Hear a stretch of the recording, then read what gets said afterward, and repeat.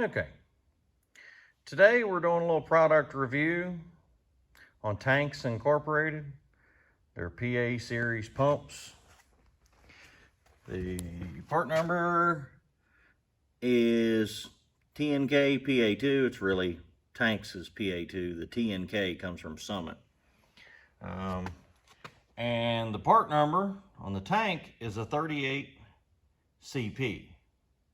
38 Chevrolet, and then P is for poly tank. The sending unit was pretty simple. You see the instructions. Basically, you had to take off about that much of the sending unit because it's a universal one, and they don't know what tank depth you're going to have. So as you can see, this one isn't that deep of a tank. So the swing on the float level ended from there to there. So we ended up cutting off most of the arm, put it together. Relatively straightforward, no surprises, no big deal. We get to the pump. You know, instructions pretty straightforward. Mount it, install a pump, measure the depth, yada yada, set the tray, put the filter on. All real good instructions. And I was all happy with everything. And then we got going on here is the tank didn't have all the holes in it. So you had to drill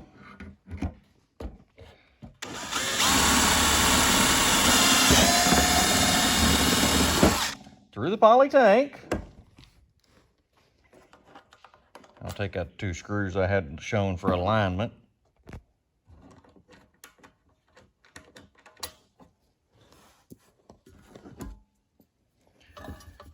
And I just had the pump sitting upside down.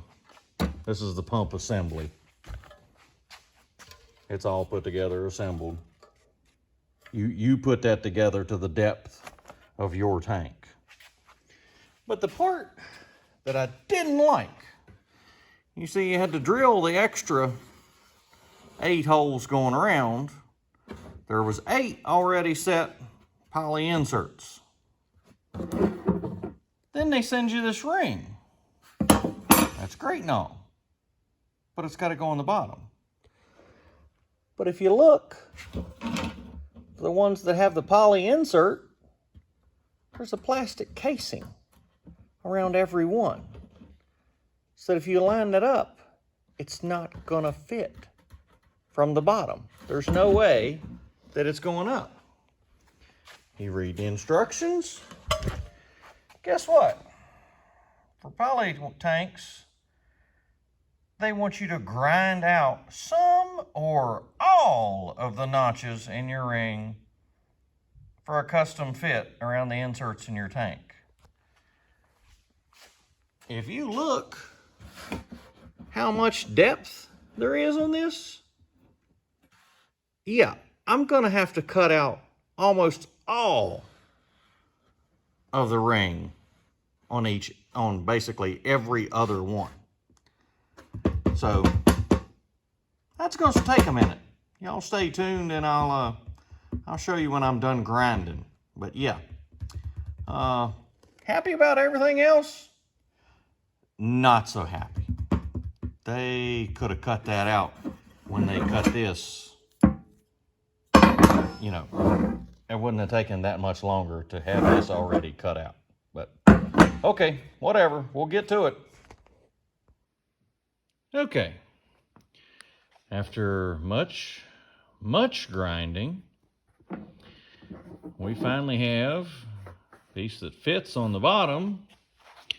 And as you can see, the instructions say some grinding. Yeah, let's do a comparison here. Yeah, that's almost all the way through, all the way around. And the nice little drawing shows that you only got to cut to the bolt circle. But drawing's not really to scale because you're going around the poly insert that's in the same bolt circle as this. So drawing's a little misleading. You've got to cut that much out of it before it fits. And no, I didn't cut too much because this barely snaps in there. I'll see if I can get it in with one hand. Maybe, maybe not.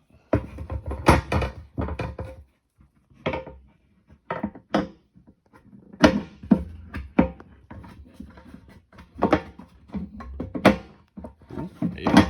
Ooh, almost dropped it.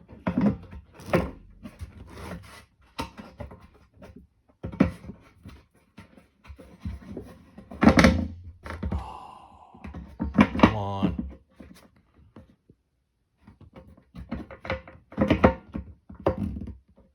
Ooh. There we go. See, it snaps in place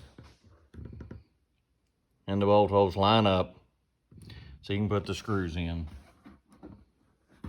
And yes, it's still tight.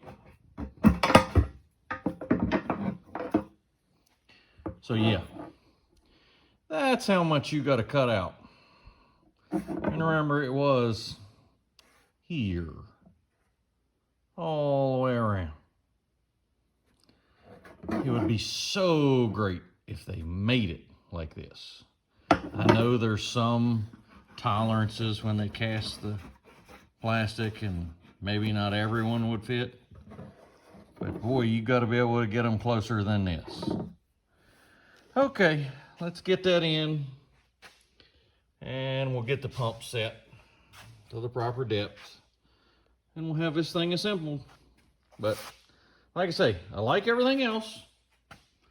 I would buy the tank and the pump again, the sanding unit, all that. I would get it again. But man, I sure would want to call somebody at Tanks Incorporated and ask them about this ring.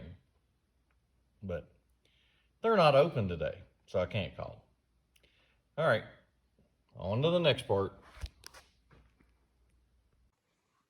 Okay, I wanted to show y'all how the fuel sending unit, how to check it before I put it in. You see I got the pump in, but I'll show you that in a second. This one's for a VDO gauge.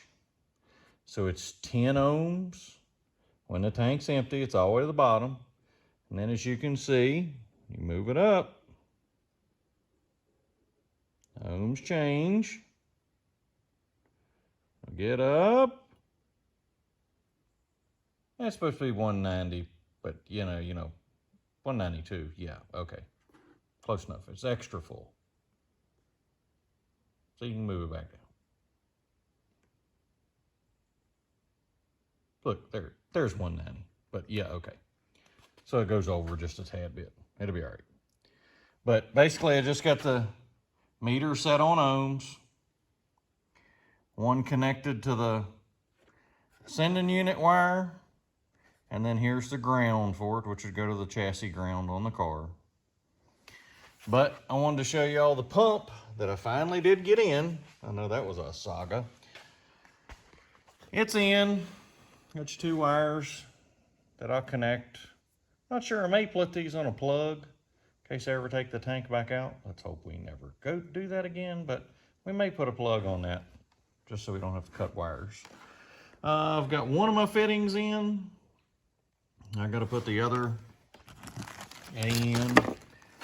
They're 1/4 inch pipe to 6 AN adapters. Put them in. You'll see this one's supply and return, and then they're going to the Corvette style regulator, but we'll get to that when we get it mounted up. Okay, well, and I forgot to show that you do have to use a 4.5 inch hole saw, because this was actually in the tank. When they sell you the tank, that they're not sure if you're going to use fuel injection or not, which probably a good idea. But they come with just a, a pickup tube here. So if you want fuel injection, you gotta cut it out and mount this jewel, which, like I say, I would buy it again, but I would definitely want to talk to somebody at Tanks about this, because That really needs to be made that way when you buy it. That would save a lot of headache. Okay. Hope y'all enjoyed this product review. We'll get on to something else. Thank you, Lord. Thank you for today.